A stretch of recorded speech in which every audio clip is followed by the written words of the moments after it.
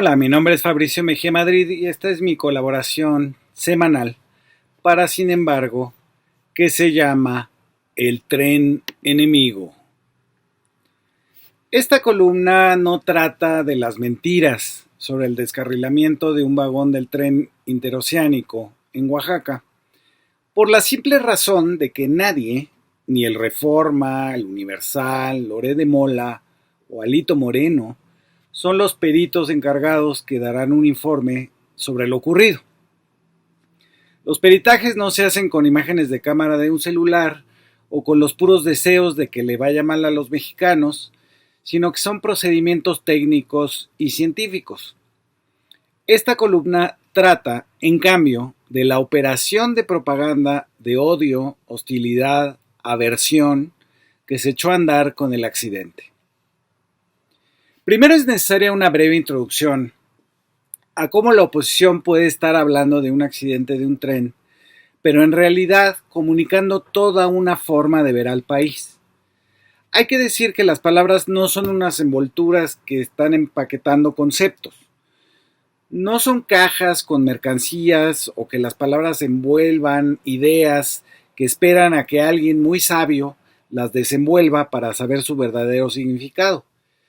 Si eso fuera así, entonces cualquiera que tuviera las herramientas para abrir el paquete encontraría lo mismo adentro. Esto es pensar que todos tenemos el mismo contexto compartido, que todos usamos y entendemos las palabras del mismo modo y que nuestras comunidades son uniformes. Como escriben los lingüistas David Beaver y Jason Stanley, no piensen en la información en paquetes que llegan a tu puerta, sino como algo que fluye hacia ti, como la energía de la música de un bajo que vibra en tu interior. Y no pienses en el significado como un objeto que se transfiere, sino como un estado que se comparte, de modo que cuando la resonancia requiere una conexión física, puede continuar incluso en ausencia de la transferencia de energía. Es decir, las palabras no deben considerarse solo como portadoras de significados, sino como sustentadoras de conexiones sociales. Eso de pensar que el significado de las palabras es del sabio que leyó su enciclopedia completita y no una forma de la interacción humana, dejémoselo a los que hacen esos programas de televisión eternos hablando del verdadero significado de las palabras, es decir, de lo que dice la Real Academia de la Lengua o su peculiar uso del lenguaje en su comunidad. Aquí vamos a hablar de las palabras usadas como ideología, y para ello no las vemos como paquetes con ideas adentro, sino como una resonancia que provoca un eco emocional y ciertamente de una forma de estar y comprender el mundo que nos rodea. Las palabras no son las que dicen los catedráticos que están bien o mal dichas, sino las prácticas del lenguaje de las comunidades, entre ellas las ideológicas, es decir, la izquierda y la derecha. Es por eso que, por ejemplo, la discusión entre los que decimos todes y los que citan el diccionario y el buen uso del español para censurarnos es asimétrica, porque nosotros sí le concedemos su carácter político a esa práctica del lenguaje que hace existir al todes, es decir, más de dos géneros, mientras que la derecha se escuda en el buen español para encubrir que creen que solo hay dos formas de seres humanos definidas por Dios o por la biología, pero no lo dicen explícitamente, se escudan con el diccionario.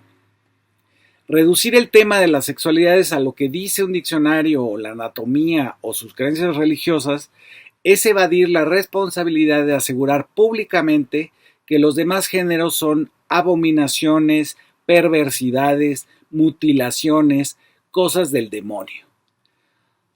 Otro ejemplo es el que nos ofrendó con su habitual elocuencia Azucena Uresti, quien hace poco habló para tratar de no decir que está en contra de los programas sociales. Usó a los hijos de Andrés Manuel como muro para ocultarse. La locutora de Radio Fórmula dice: ¿ser pobre no nos vuelve mejores personas ni moralmente superior? Así su discordancia gramatical. Esa es una estrategia de mercadotecnia, es una estrategia política. para la locutora política y mercadotecnia son lo mismo, de Andrés Manuel López Obrador. La utilizó durante su sexenio, pero la utilizó durante décadas a las que solo se ha dedicado en ser candidato. Es todo lo que ha hecho Andrés Manuel López Obrador. Ese señor que decía que solo tenía 200 pesos en la cartera, miente, mintió y miente, porque pues todo se resume a ver a sus hijos. Por ejemplo, Andy López y José Ramón López Beltrán, dándose vida de millonarios en Tokio, vacaciones de lujo en Nueva York, compras en las tiendas más exclusivas. Concluye la ideóloga de la derecha. Así que todos tenemos derecho, y no nos vuelven malas personas, todos tenemos derecho a buscar una mejor vida, una mejor calidad en la educación, un mejor trabajo, y eso no nos convierte en malas personas, nos convierte en mejores ciudadanos, en ciudadanos más felices, más responsables, que cumplimos nuestras metas y nuestros sueños. Así que dejemos de creer que ser pobre es ser una buena persona. Lo que encubre con esta palabrería sin ton ni son es que está en contra de los derechos sociales de los pobres. Para ella, los pobres no están buscando, como ella, una vida mejor, cumpliendo con sus metas y sueños, sino acceder a uno de los programas sociales es para ella buscar una peor vida y no ser un ciudadano. Los pobres no son ciudadanos mexicanos, sino unos menesterosos asistidos por la beneficencia pública, cuya existencia no se explica por un sistema que premia la desigualdad, sino porque no le echan ganas. Los que han nacido en la familia, clase social, género, geografía y color de piel afortunado son los buenos, porque ya tienen sus posibilidades de cumplir sus metas y sueños. Los pobres no deberían ni siquiera de votar, porque lo hacen para recibir recursos públicos. No son buenas personas, sino holgazanes, como ya han repetido Vicente Fox y Xóchitl Gálvez. No lo dice directamente y se escuda en su cantaleta contra AMLO y su familia, que han engañado a los pobres porque ni siquiera ellos cumplen con ser pobres. Así es la hipocresía de la derecha, que el mismo AMLO, citando a Carlos Monsiváis, enunció tantas veces. No dicen las cosas de frente, sino a través de un tema que no genere rechazo, como sería decir: yo no pago impuestos porque va a las manos de millones que no siento que se hayan esforzado como yo. Se escuda esta locutora en sus metas y sueños, y de paso denuncia sin pruebas la ya tan sobada, fanfarronada de los fachos de decir que AMLO era corrupto. En el caso de la desgracia del tren que nos ocupa, decir, como aseguró el periódico Reforma, que el accidente se debió a que, cito, AMLO lo construyó con fallas y descuidos y además con trenes de 50 años de antigüedad, no solo es una frase con 4 mentiras rebatibles, sino que entraña una operación de cómo la oposición ve al país en el que vive. Es uno donde el Estado no debería construir infraestructura porque el Estado, por naturaleza o algo así, es ineficiente y negligente al estar rodando trenes de 50 años de viejos. Aunque oculta mencionar el Reforma que las locomotoras son del 2001 y los vagones del Intercity británico comprados son los únicos diseñados para ir a 125 km por hora en una vía que no está diseñada para trenes bala. Pero eso no importa, y no voy a caer en los desmentidos. Tampoco refieren, como escribió el teórico de la velocidad, Paul Virilio, que la invención del tren también fue la creación de sus accidentes. En 2024, por ejemplo, Europa sufrió 1.504 descarrilamientos de trenes en los que murieron 750 personas. No les interesa esa cifra porque no serviría para apuntalar su creencia en que la inversión pública en transporte en el sureste es un desperdicio porque ahí viven los huevones que no pueden trabajar 8 horas seguidas, como célebremente escupió Xóchitl. Que los carros tengan 50 años de diseñados los hace obsoletos y una dádiva peligrosa para los oaxaqueños y veracruzanos beneficiados. Luego apareció Loret con un supuesto audio de los hijos de AMLO riéndose como el señor Burns de Los Simpson porque habían vendido piedras de mala calidad para el tren. No desmentiré estos relatos, sino que trataré de entender con ustedes cómo y para quién funciona esta campaña ideológica contra los pobres y el Estado que los volvió a considerar como ciudadanos mexicanos. El tren es el enemigo, porque es la inversión pública, es AMLO y es el sureste. Es también lo que permite el comercio entre el Caribe y el Pacífico, es decir, que esa zona se desarrolle con bienestar. Es la bestia negra del neoliberalismo que jamás consideró a la verdadera bestia, el tren de indocumentados que se descarrilaba cada semana hace unas décadas, como algo que pudiera utilizarse. El lenguaje aquí funciona para hablarle a cierto grupo del país que ya cree, desde hace décadas, en tres presuposiciones: que el Estado es por naturaleza corrupto e ineficiente, que los mexicanos no pueden hacer obras como los gringos, europeos o japoneses, y que no vale la pena invertir en el sureste. Apela a una idea preconcebida de cómo ven al país. Son las tías del WhatsApp que siguen usando el término primer mundo.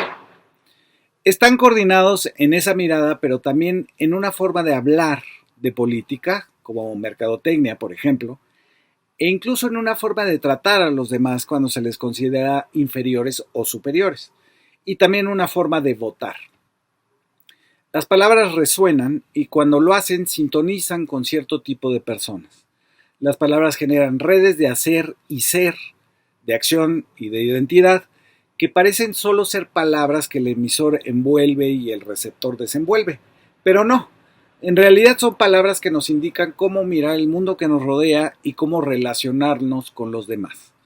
Cada enunciado es un acto que tiene como objetivo directo vincular al oyente con el hablante mediante un vínculo de algún sentimiento social que puede apoyar tanto la acción colectiva como el entendimiento mutuo. El lenguaje no solo conecta, sino que también divide, separando a las personas en grupos que carecen de un entendimiento común. La pregunta que les hago es: ¿qué tipo de grupo está tratando de reunir en torno suyo la oposición? Tendemos a armonizarnos con el grupo al que deseamos pertenecer. Eso nos hace conformarnos a una cierta retórica política, donde en lugar de centrarnos en la verdad o en la descripción, nos acomodamos a una práctica del lenguaje.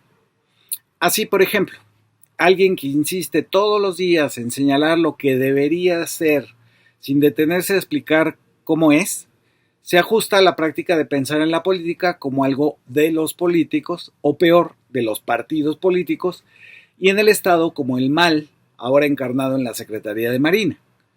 ¿Qué hacen los marinos administrando el tren?, se preguntan desgastados por la realidad, sin darse cuenta que los marinos estudian varias ingenierías: física, matemáticas, mecánica y hasta antropología. Con el dedo flamígero del deber ser, señalan que la realidad no coincide con el ideal y se elevan a los cielos del juicio sumario. El problema viene cuando el inquisidor de la 4T o de Morena es el dirigente del PRI o del PAN o del MC. Pero da igual si es un periodista con su fuete argumentativo o el ayuwaki de la semana, la práctica es pensarse fuera del país por encima de la mayoría. Tenemos una necesidad de coherencia en nuestra visión de los demás y de la realidad. Necesitamos disipar las disonancias.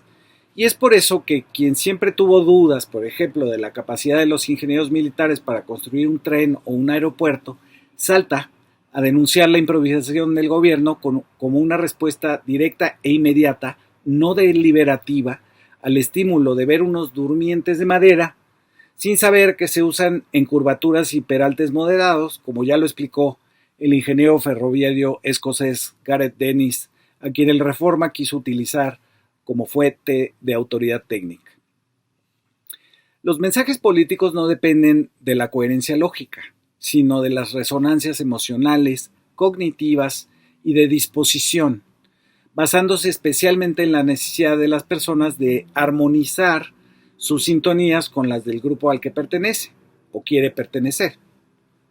Las experiencias resonantes conectan diferentes partes del mundo de una persona. Un ejemplo: así, si apenas se ve obligado a pagar los impuestos que le tocan, no dirá que estaba a favor de las factureras, sino que el dinero público se dilapida en obras que se descarrilan, o en apoyos para huevones, o de una manera casi mágica en gente que nunca ha trabajado en el gobierno, como los hijos de AMLO. Y como ejemplo que le reconcilia con sus dos mundos, tendrá al tren enemigo. Conjuntos de prácticas sociales que son a la vez productos y presupuestos de nuestras actividades, tanto verbales como no verbales. Eso es la retórica política. Por ello, cuando uno cree en algo, también cree en todo lo que se desprende de ello. Cuando uno reacciona a lo mal construido que está ese tren, lo que está reflejando es una disposición a creer y juzgar que le restaura lo predecible. Pasó lo que siempre he pensado. Y le da una cierta coherencia entre su comportamiento y su contexto. No soy parte de las focas aplaudidoras, se dicen, adquiriendo de pronto una cierta mirada exclusiva y una identidad común con grupos a los que quisieran pertenecer. Pero habría que decirles, como ya dije, que cuando uno cree en algo, también cree en todo lo que se desprende de ello.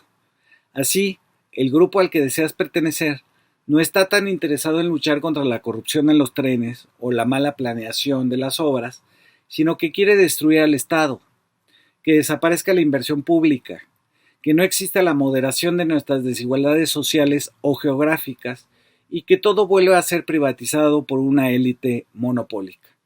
Ese grupo, en algunas de sus oscuridades, se lamenta de no haber nacido en otro país, en uno del primer mundo, como dicen las tías panistas, porque lo que es aquí, todo es al aventón, como el borras, sin pensar a 20 o 30 años. Muchas gracias por escuchar.